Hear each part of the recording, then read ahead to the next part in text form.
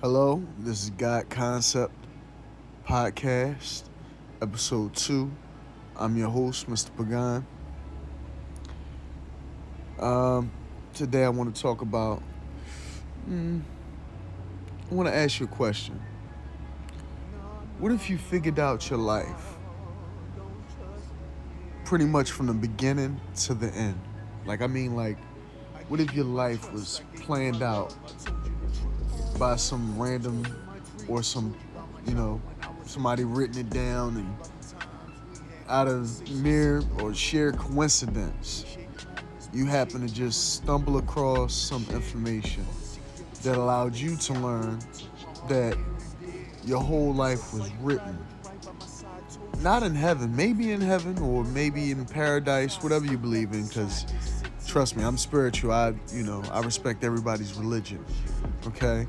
But let's just say here on earth, right? Here on earth, in this body, with this soul that you possess, inside of this vessel, that you found out that your whole life was planned out. I mean, you piece together people, places, names, the characters, the role that they play in your life, the acts and everything.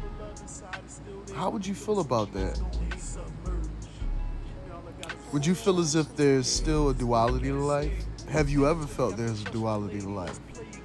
Do you know that you're mental, spiritual, and physical? Did you know that training the spiritual is more important than training the physical? Because without the spirit, the mental is fucked up and the physical is fucked up as well. Because without the spiritual, nothing really prospers without the spiritual aspect of the trifecta you are, right? Or we are, right? Because we all connected, right? We got soul links, you got soul ties, you have soul mates, right? That's another thing we could talk about. Oh my God. Let's say per se there was a soulmate out there for you. You never knew about this person in your life, but yet they were so close, but yet so far away. And they probably knew about you, but you didn't know about them. And they just ran circles around you your whole entire life. Wow. I mean, these are the things that I'm going to expound upon in this new podcast that I'm starting. My first episode, I listened to it. It was a little rough. I'm not going to lie. I'm going to try to get the sound quality better and try to actually sit down and pronunciate my words better and also not stumble and stamble over words. See what I mean? Little tongue twisters like that fucks me up, fucks my show up. You know what I mean? I'm proud of it. I recently became an author and I also became a publisher. Self-made. And when I say self-made, I mean self-made. I was in talks with the guys over there at Amazon, and they really just would not publish my book for me. I mean, they would have published it. If you throw money at any situation, it goes away, right? So they would have published the book and everything if I would have gave them X amount of dollars. I mean, we're talking about four figures. You know what I mean? Four-figure numbers here. And I'm like, wow, is that much to print out 3 chapters? Because my first book was just a test run just to see what happens. It's called One Leap of Faith. It's out now on Amazon and Kindle. And I did not pay no 4-figure digit number to get it done. I'll let you know how much I paid later on after I'm done with the story. But anyway, these guys over at Amazon, man, they sounded like they were Indian or Pakistan. I don't know what they were. I'm not trying to offend anybody, but this is the thing, man. I mean, I called these guys. I called them. I called a couple different KDP, I believe it is, or there's a bunch of different companies that publish books on different websites and everything, right? So I'm calling these guys, and everybody's saying, "Oh, it's gonna cost X amount of dollars, X amount of dollars," and I'm like, "Wow, I'm really going through a tough time in my life." I mean, I'm not going to get too personal on this episode, but as we go on, We'll dive deeper into that. But anyway, these people really told me on the phone they represent Amazon. Not only do they represent, I believe they work at Amazon. They got my full name, Mark Pagan Jr. and everything. So they know exactly who I am because I keep calling back to different departments of the same company to figure out why is it costing me so much to print out 3 chapters. So the guy over there, I mean, he was very rude. Dude was like, listen, how many times you been trying to get it done? I said, really? I haven't really tried. I'm just making calls to try to see if I can get a price on getting this book done. You know what I mean? It's a short book. It's all put together already. I just need you to publish it and put it onto the Amazon and Kindle store for sale. You know what I mean? So he was like, you're not going to be able to do this and that. You know what I mean? He said, you're not going to get it done. If you don't go through me, you're not going to get it done. I took it as a personal challenge. I mean, really, personally, I took it as a personal challenge. So I hung up with him, came in the house. I sat down in front of my computer, and I did some researching. And finally, I found the spot where I could get my book done for a great, great price.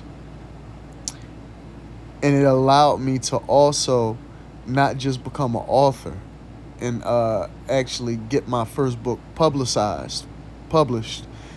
What it also allowed me to do is it allowed me to become a publisher myself, because the steps that I took allowed me to not only put my book out there, but I had to become a publisher as well.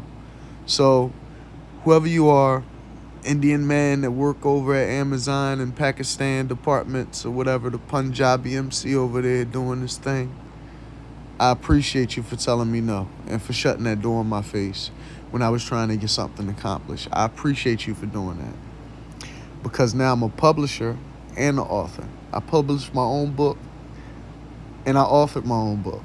I'm proud to say that. I got to pat myself on the back for that one, because that was a big accomplishment. I've been writing so many chapters for another book that I put out, which I'll talk about in a moment. The process was a lot easier for that book. But this book that I'm discussing now, it's called One Leap of Faith. And really, these 3 chapters that's in this book helped me achieve goals and things that I had to do in my life when I had nobody to really push me to do these things in my life. I mean, I have no authors in my family, okay? I'm the only author in my family. Things that I'm doing, I don't know anybody else that's doing them. So it's kind of hard for anybody to give me insight on something where they never did it themselves. So it's really no blame put on anybody, but it's just the fact that I had to get it done. It was very hard to get it done. And once I got it done, it just felt so good. I mean, it feels good right now to be able to say this on my own podcast that I have now, because I'm trying to follow my dreams and do what I've been doing. I've been into the radio thing and trying to get into that avenue, and been trying to get into the music thing and trying to get into that avenue for a long time. And I've been pulled in other directions, or I've been steered in other directions, should I say. It's sad, but somebody will know your vision and know your goals, and they'll always try to steer you away from that, no matter what you do. I started off the podcast talking about what if you learned all the stories of your life and everything. It's kind of something like that. But I don't know all the stories of my life. Who could? Because every day is a new chapter, right? Every day is a new chapter. So there's many more to go. I'm going to put that out there. There's many more to go.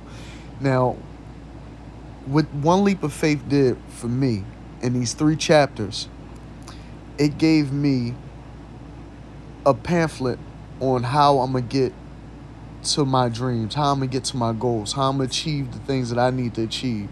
And there's also a book that I could leave behind for my kids to also help them to get to where they gotta go. Hopefully, one day they can say my dad's book.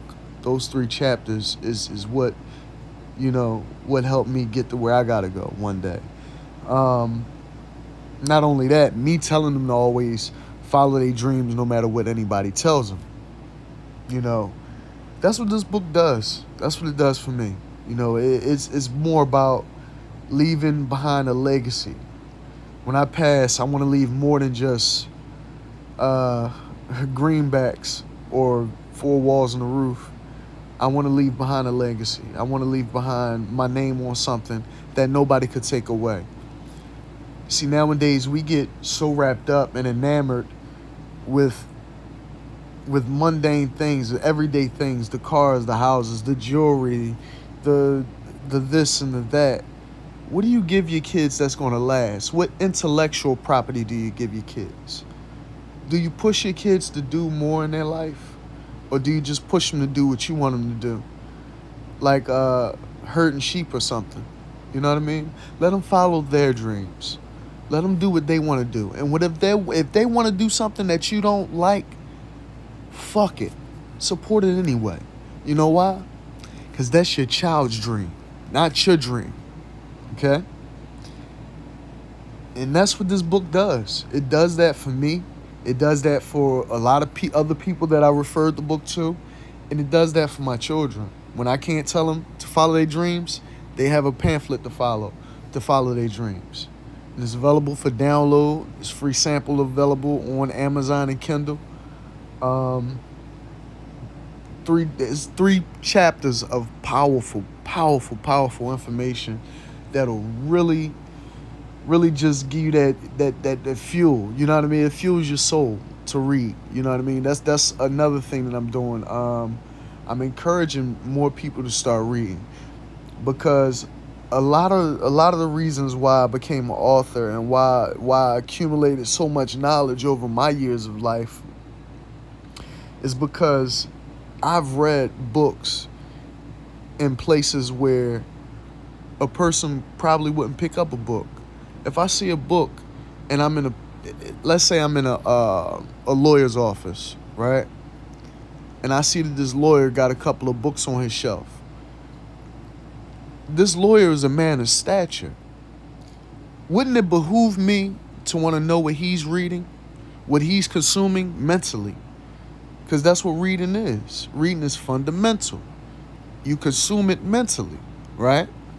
So I pick up these books. I'm reading books and I'm learning things that this lawyer know. Now I know. You know what I mean?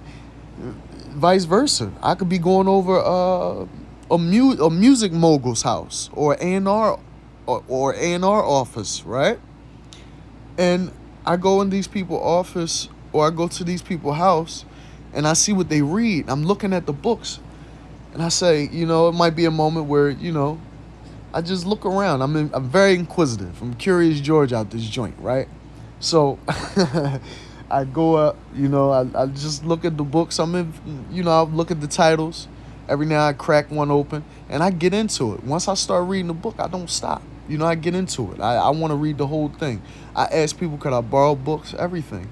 And then you know how they got the little book things at the parks and everything? What I do is I'll take them from one place and then I'll travel with them. I'll read the books and everything. And then I'll take them to another spot, the little free library things in the parks. And all around the city of Philadelphia. So I just take one book, put it in the bin, so somebody else will get it or whatever. Sometimes I check for it again if I'm going back out to the area where I got the book from. I go check back, see if they got the book in there. If they don't got the book, I know somebody else got it. It's in good hands. Somebody else reading it. Hopefully they return it back. But if it's still there, I'll just take it. Probably read a little bit more that I probably haven't read or whatever. And or glance over it again, if you will, and just take it back to the same free library little book box that they set up in the parks and everything. Fortunately with that, you don't got to do that with my book. You can download it on your phone. You don't got to touch a book. I know it's a lot of germs out there. People are germaphobes now. COVID got everybody scared. People's getting sick. People's, passing away, God forbid, if you got a loved one that passed away, my condolences. But people are scared to touch books and stuff, scared to germs. They want to put hand sanitizer on every freaking thing that they touch.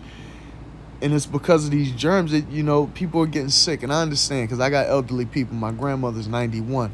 I would hate for her to get germs or something like that. So on your mobile device that you hold in your hand every day anyway, and you swipe left and you swipe right, you could click that App Store button. You could download Kindle or Amazon, or you probably already got it on your phone. And you could just type my name in, Mark Pagan Jr., right? And then you could download One Leap of Faith. You could download the sample. Just flip through the pages if you want.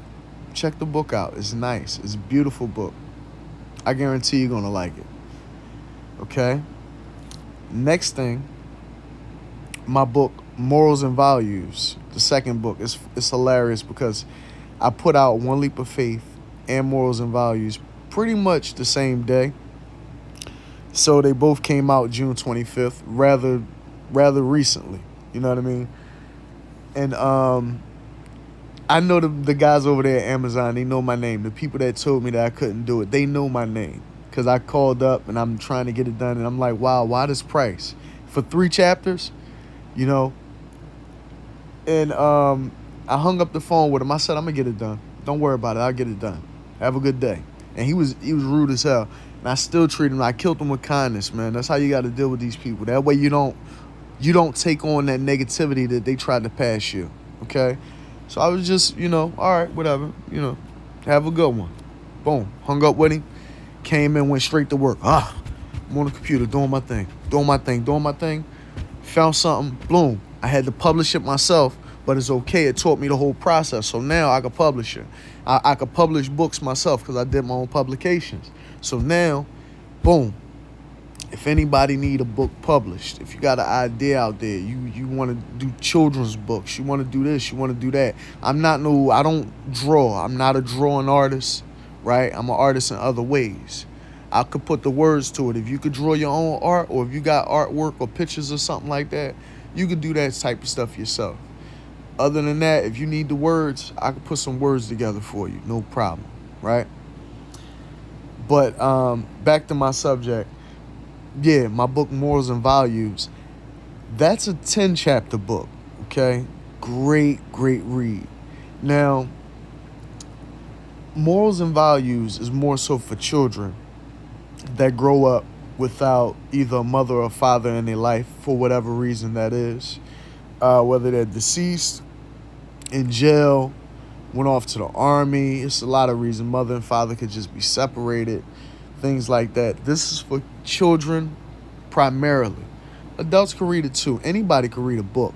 You know what I mean? They're words. The words that I use, the word placement that I use, it's like a soliloquy in a book, if you will, because it's kind of poetic the way that I write. And it's an easy read as well. That way, ages, if you look on the website where it says ages, it's 10 and up. Because I want children to be able to pick this book up and read it. Because it's to instill good morals and good values and good understanding. See, I didn't put that in the title, right?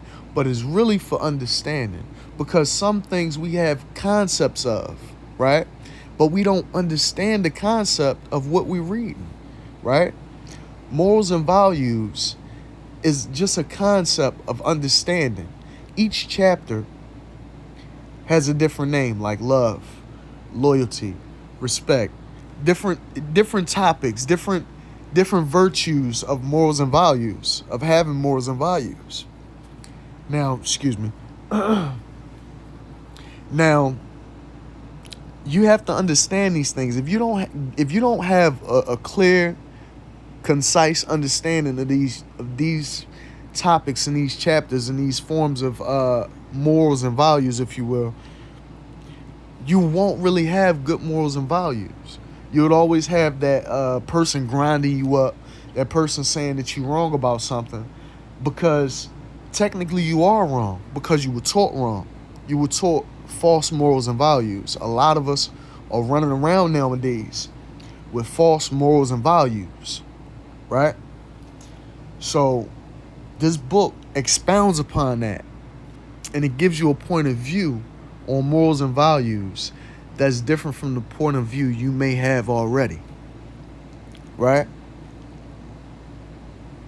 Now, each book, if you wanted to support me, if you wanted to buy the book, each book goes for $5. Matter of fact, yeah, One Leap of Faith is $5 on Amazon and Kindle. Morals and Values is $5.25 on Amazon and Kindle. I don't know why the difference in price, but it's only a quarter difference. So, and the books are free. If you got Kindle, if you got Amazon Unlimited or Kindle Unlimited, I forgot how they word it, but if you have that, you can download this book absolutely for free. Because to be honest with you, both books were really meant to be free.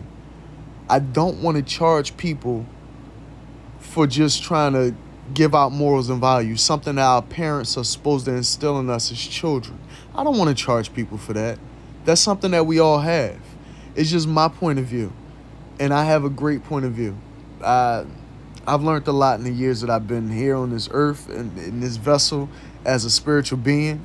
I've learned a lot of things, and I've been through a lot of different life experiences. You know, I've taken a lot of journeys and blazed a lot of trails and walked a lot of paths. And in that time, I learned a lot about morals and values. And that's all in this great book that I published and authored. I'm so fucking proud of that. Excuse my language. I'm so proud of that. Yeah, Morals and Values and One Leap of Faith on Amazon and Kindle. If you have Amazon Unlimited, you can download the books completely free. It won't cost you a thing. If you don't have it, that's fine. You can download the sample. If you want to really support me, it's support either way. Either way is great for you to, interact with me in that way. But it's $5 if you want to buy the book. If you want to buy the book, it's $5. It's a great price. I guess that way you can download it and always have it, even if your subscription run out for Amazon or whatever, for whatever reason. You're like, what was me? I just needed to have morals and values. I should have downloaded the book. You could just pay $5 and you can have it with you all the time. One Leap of Faith. Oh, what was me? I don't got my daily dose of morals and values. One Leap of Faith. But you can get your daily dose of morals and values too. But what was me? I don't got one leap of faith to get me to my goals today or whatever. Oh, I should have just paid that $5 and downloaded the damn book on my goddamn phone. Excuse my language again. But yeah, you could just download it for $5. Then you don't got to worry about ever having to worry about your subscription being canceled and you not being able to read the content of the pages that you flip on your phone. Okay? Book is fire. Okay? The books are fire. Oh my God. Listen, that journey of becoming an author was amazing. Just amazing. I acknowledged my grandparents in the book, Dorothy Brodus and Alonzo Brown. I acknowledged them and, let them know I love and appreciate them. And I also acknowledge my kids, let them know I appreciate and love them as well. Man, it was a rough journey because, I'm not no college professor or nothing like that. I never went to college. I do have my GED and everything. And for me to be an author when I don't know any authors, I don't personally. I mean, I know a couple of authors outside of my family. I know a couple great authors. What am I talking about? I know a couple of great authors. I apologize if I offend any of my author friends that may listen to this later. But the thing is, I have no authors in my family to really come under and try to get any tutelage from. But I've had tutelage from author friends of mine. A lot of help from author friends of mine who actually sent in templates and everything to my email to help me with the whole structure of my book and everything. I'm going to utilize it more and try to get everything fitted properly, because these are my first two publications. So the whole process was new to me, because, I wear many hats.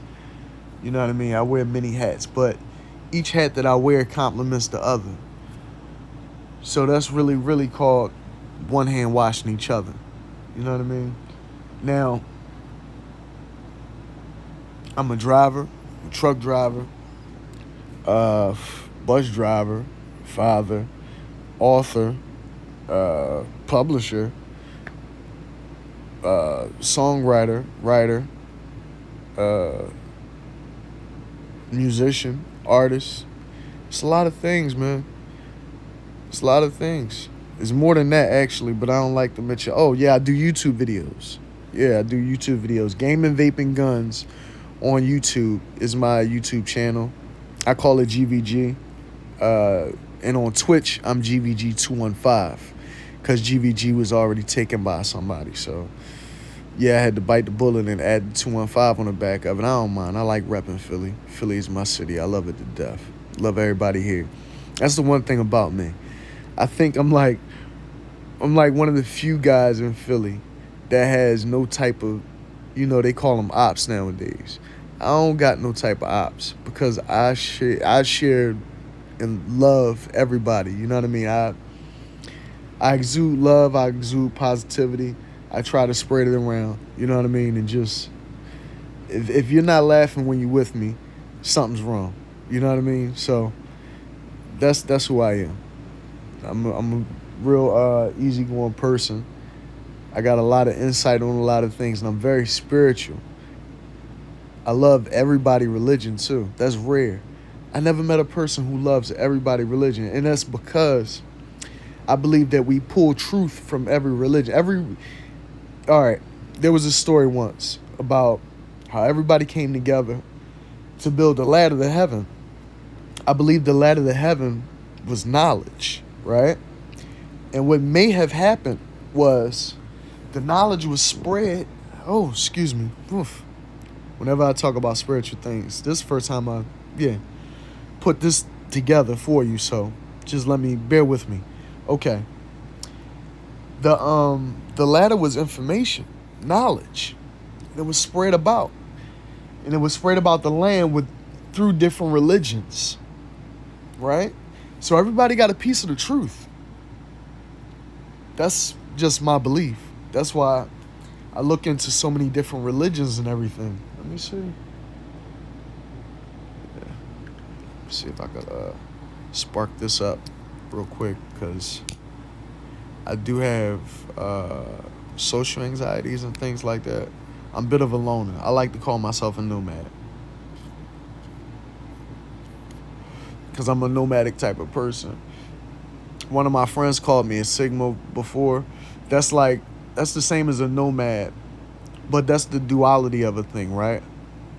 Because you got nomads that's more refined, and they will call themselves Sigmas, Alphas, Betas, things of that nature. And then you have nomadic people who are more free-spirited, like a Native American, if you will, right? So I'm very nomadic in that way, right? Now I am Native American. My grandmother is Native American, but she's also Irish, right? Her father's Irish, John Henry Brigman, or John Brigman. Let me leave his middle name out of there. And her mother is Annabelle Robinson. So, yeah, a Native American woman. So you got an Irish man and you got a Native American woman, and they had a bunch of kids. My grandmother was one of those children. And my father is Cuban. So I'm all over the place. Her father was, I believe he was Native American as well, or African American, one of the two. But yeah, primarily I'm Irish, Cuban, and Native American. So that's why I think I'm the way I am. Because Cubans are very passionate people. Then you got, well, all of them are passionate. Irish people, Cuban people, and Native Americans. But the thing about it is they all passionate about in different ways, in similar ways, but in different ways. There's a lot to think about. Oh, while I'm talking about that, let me talk about my music. My artist name is Mr. Pagan as well. My music is on all streaming platforms. All right. I got an album, Nature, out. Right. Go figure. Right. So I got this album, Nature, come out. It's got 9 tracks on it. It comes on with the song Below. Fire. I enjoyed making it. I'm trying to get better at the whole recording process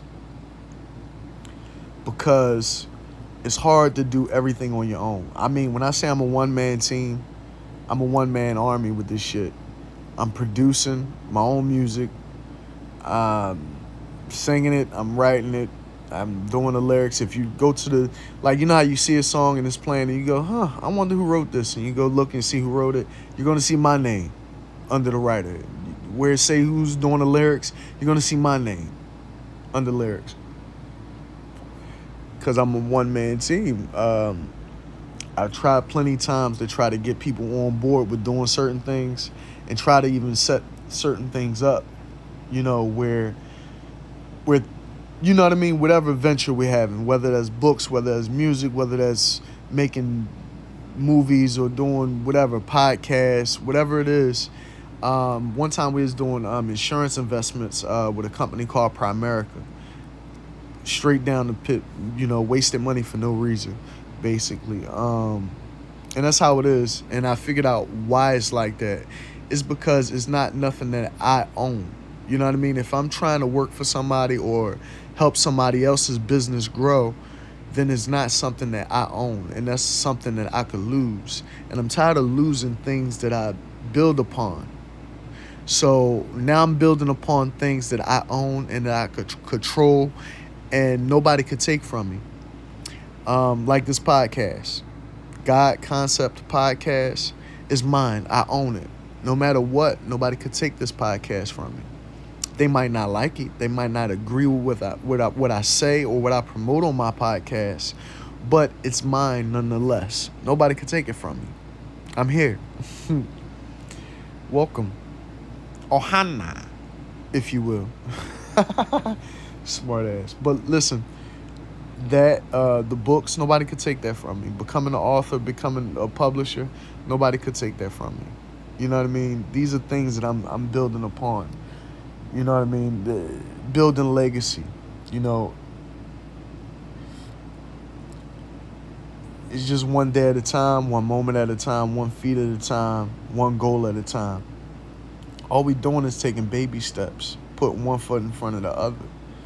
You know what I mean? That's what I'm doing. 'Cause I'm trying to walk this thing like a tightrope, and I ain't trying to fall off. You feel me?